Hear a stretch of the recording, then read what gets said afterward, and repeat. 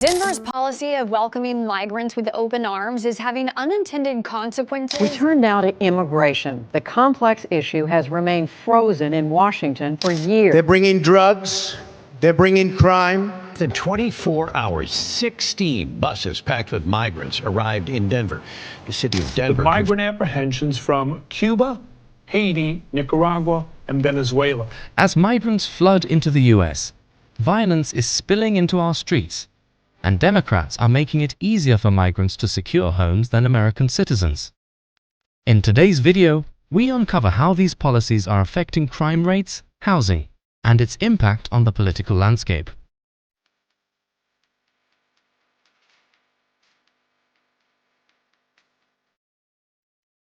America's borders are in chaos, and the cost is spilling into our communities.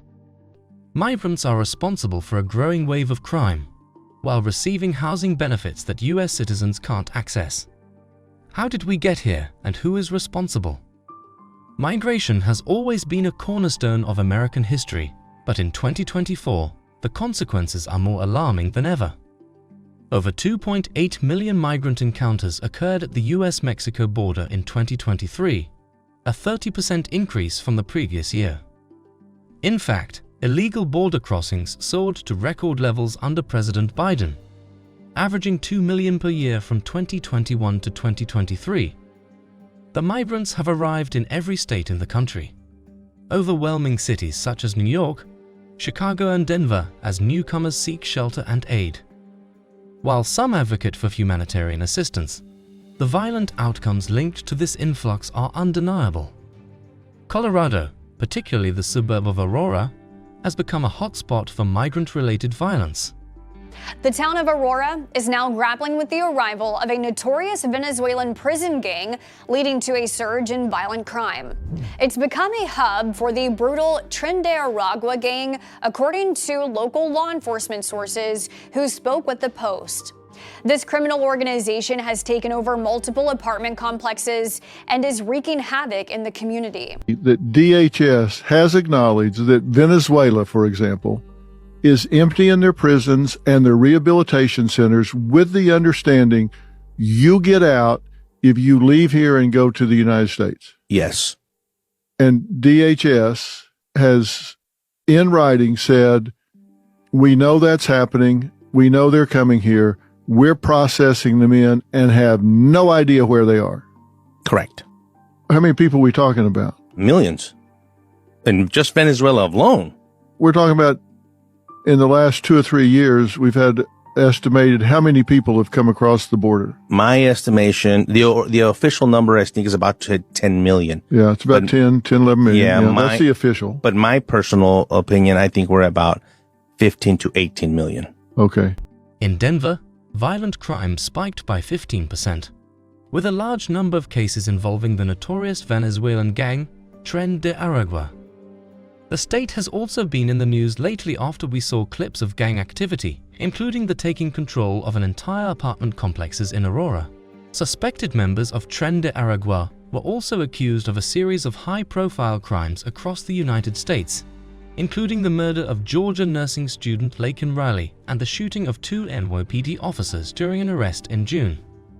The situation is also worsened due to the drugs flooding into these communities, with law enforcement linking its distribution directly to these Venezuelan gangs. I'm Jeremy. The Common Sense Institute, it focuses on Colorado economic issues. They dove into FBI crime stats and compared Colorado communities to others in the country. So here are the highlights. Crime has gone up across 7 categories this year, including robbery, arson, buying stolen property, vandalism, prostitution, drug sales or possession, and, as we know, auto theft. Colorado is the top state in the country for motor vehicle theft.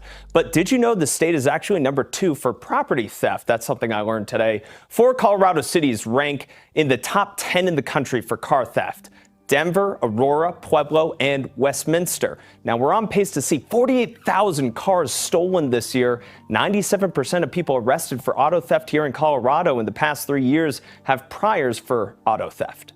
In Dallas, Texas, South Dallas, Texas, there's an area called Via Dallas right now that is controlled by illegal alien Venezuelans. You can't go in there. Dallas PD doesn't even go in there. As a matter of fact, they're looking for private security people to try to go in there and contain the trafficking, the drugs, the prostitution, everything that's going on in there.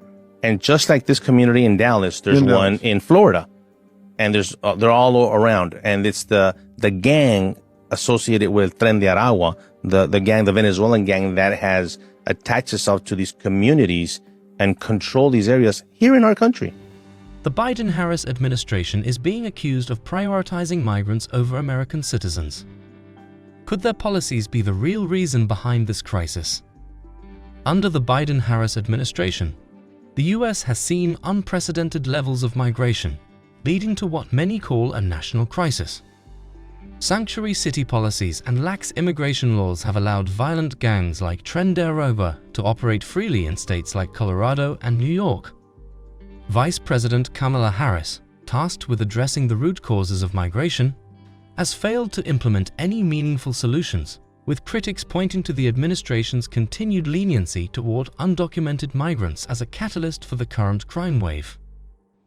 Well, no, we have looked at it very deeply, and what the research shows is that there's no evidence that immigrants are either more or less likely to commit crimes than anyone else in the population. The studies that claim to find that immigrants are somehow more law-abiding than Americans are based on very flawed data, because that does not identify correctly necessarily what someone's immigration status is. What we do know is that there are certain types of crime that are very closely associated with illegal immigration, drug crimes, gang crimes, smuggling, trafficking, identity theft, so that the areas of the country that have those kinds of problems need to have some mechanism for work and they have a legitimate public safety reason for working with immigration enforcement. But I don't think that's really the most relevant policy question for lawmakers here, and that is, we know that some illegal immigrants are here committing crimes. So what do we do with those illegal immigrants who are committing crimes? How do we handle that? In New York City, where migrants account for 75% of arrests in certain districts, sanctuary policies prevent local law enforcement from working with ICE to deport dangerous criminals. Making matters worse, police sources say word has gotten out in the shelters about the city's lax bail guidelines, meaning migrants know they're going to get kicked back onto the street quickly after they're nabbed. We're stuck in a repetitive pattern of failure where we make a policy that doesn't quite work, so we build a fence or a wall, and that doesn't really do anything either. So we go back and we try to pass some kind of law or make another policy, and that doesn't really do anything. So we build a wall. As violence rises, the US government is also prioritizing housing for migrants over its own citizens. In Oregon, the state has introduced a program offering $30,000 homebuyer grants exclusively to migrants, leaving American citizens out in the cold. Similarly, California recently passed a bill offering illegal immigrants $150,000 home loans. Despite the state's housing program running out of funds after just 11 days, lawmakers are continuing to push for more grants for non-citizens. This has sparked outrage among US citizens struggling to afford homes. The median home price in California recently surpassed $900,000. With residents unable to compete with government-subsidized housing for migrants.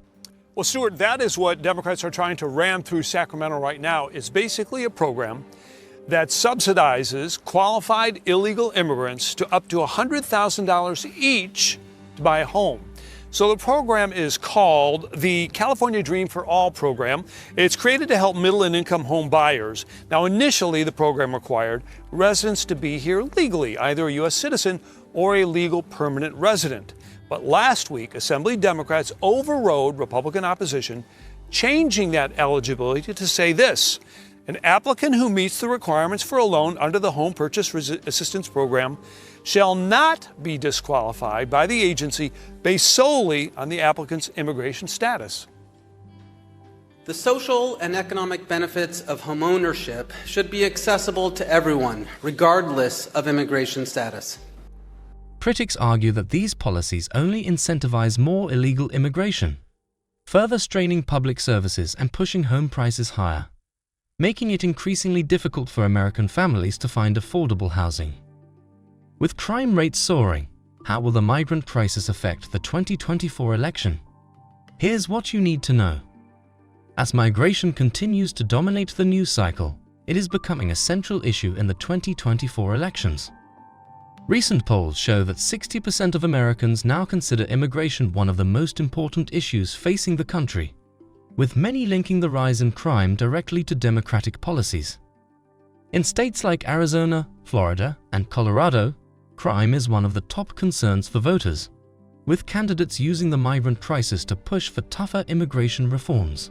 With affordable housing and illegal migration being hot-button issues, the political stakes have never been higher.